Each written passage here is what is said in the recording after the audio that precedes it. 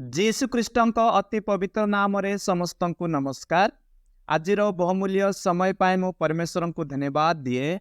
मु विश्वास करे आपण माने समस्ते प्रभु जीशु ख्रीष्टଙ୍କ अनुग्रह रे भलरे थिबे।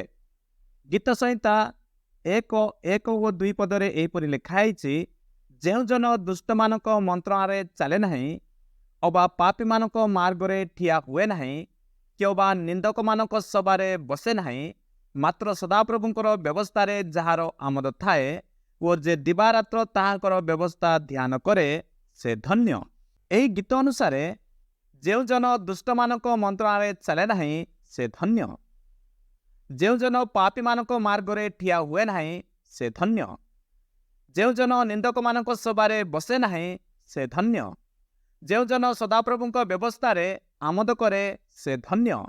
जेउ जन दिवारात्र ताहांकर व्यवस्था ध्यान करे से धन्य। नूतन नियम अनुसार जेउ जन प्रभु जीशु ख्रीष्ट को निजर उद्धारकर्ता रूपे विश्वास करे से धन्य। May God bless you.